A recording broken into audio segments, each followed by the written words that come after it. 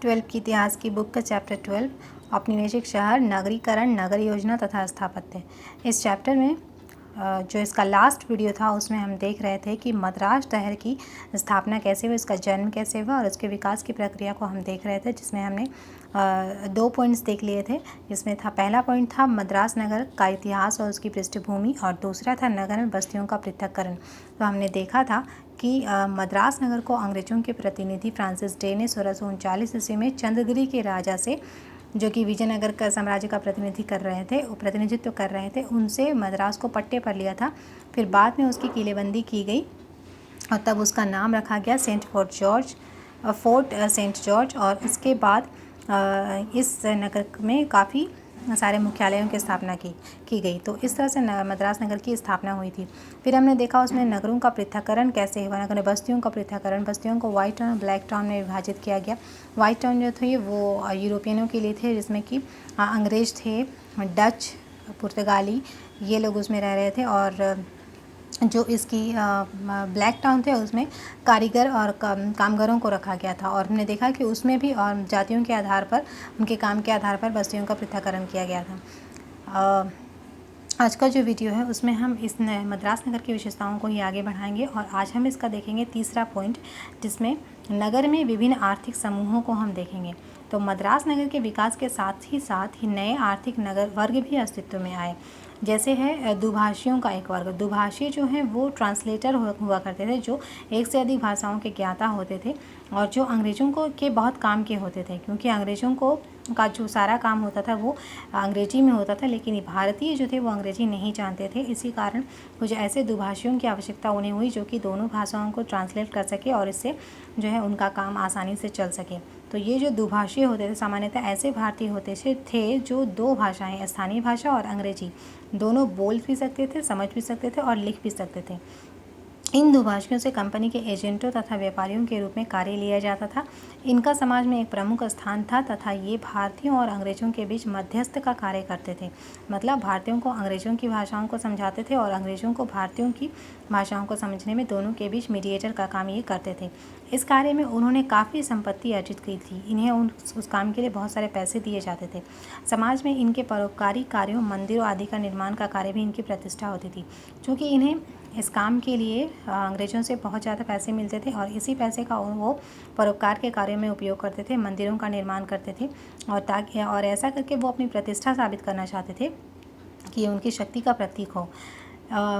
बेल्लालार एक स्थानीय ग्रामीण जाति थी जिसने ब्रिटिश शासन के दौरान अवसरों का लाभ उठाकर कंपनी की नौकरियों पर लगभग एकाधिकार कर लिया था। मतलब बेल्लालार एक ग्रामीण जाति थी जो किसी कंपनी की नौकरियों पर एकाधिकार कर लेना, मतलब इसी जाति के लोगों को ब्रिटिश कंपनी में जो है नौकरियां मिलती थी।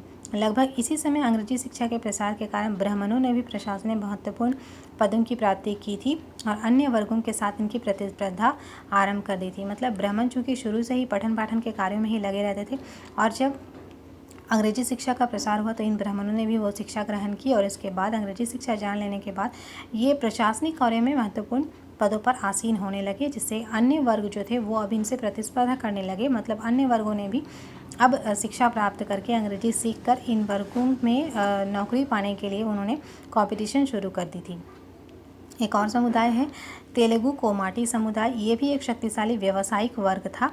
इसका नगर में अनाज के व्यापार पर नियंत्रण था। मतलब जैसे ब्राह्मणों ने प्रशासनिक कार्यों पर अधिकार कर लिया, जैसे बेल्लार जाति के लोगों ने प्रशासनिक पदों पर नियुक्ति के लिए एकाधिकार जमा लिया था, वैसे ही तेलुगु कोमाटी जो थी एक समुदाय, उनका व्यापार खासकर अनाज के व्यापार पर नियंत्रण था। एक और है गुजराती महाजन, भी एक महत्वपूर्ण आर्थिक शक्ति थे। इनके अतिरिक्त पेरियार और वेन्नियार प्रमुख मजदूर वर्ग थे। ये जो जितने भी नाम आए हैं, जैसे बेल्लालार है, तेलुगु कोमाटी है, गुजराती महाजन, पेरियार, वेन्नियार, इनका अच्छी तरह से इनको याद करना नोट्स बनाने टाइम, क्योंकि यहाँ से क्वेश्चन आते हैं कि पेरियार क्या थे, वेन्नियार क्या थे, गुजराती महाजन क्या थे। इस तरह से क्वेश्चन यहाँ से ऑब्जेक्टिव्स आते हैं, तो इसको पढ़ते वक्त ध्यान से नोट्स बनाना और याद करना। तो ये थी, हमने देखा इसमें कि नगरीकरण का जब शुरुआत हुई तो कितने सारे आर्थिक समूह जो हैं वो उजागर हो रहे हैं और ये प्रकाश में आ रहे हैं, जो कि एक ख़ास तरह के व्यवसाय से, एक ख़ास तरह के काम से जुड़े हुए हैं और जिनमें उनका एक एकाधिकार भी उन्होंने प्राप्त कर लिया है। हम अगला पॉइंट देखेंगे। इसका अगला पॉइंट है नगर का तीव्र विकास और विस्तार।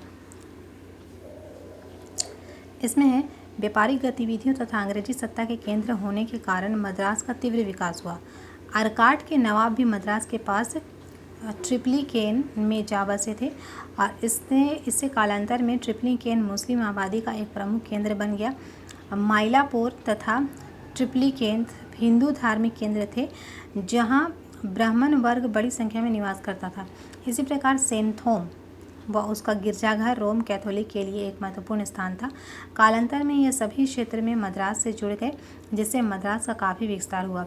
आसपास के अनेक गांव भी मद्रास में जुड़ गए। इस सबसे परिणामस्वरूप मद्रास का व्यापक विस्तार और विकास हुआ और कम घनत्व वाला यह नगर जो है उभर कर सामने आया।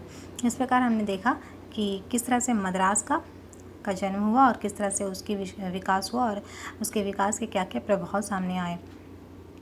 तो यहाँ पर मद्रास का इतिहास खत्म होता है, जिसमें मद्रास की पृष्ठभूमि, मद्रास के जन्म, यहाँ पे नगरों का और बस्तियों का विभाजन, विभिन्न व्यापारिक समूहों को हमने देखा। तो आज का वीडियो हम लोग इतना ही रखेंगे। नेक्स्ट जो वीडियो होगा इसमें हम लोग कलकत्ता शहर की बात करेंगे कि कलकत्ता शहर की स्थापना कैसे हुई, उसका विकास कैसे हुआ, उसकी पृष्ठभूमि क्या रही।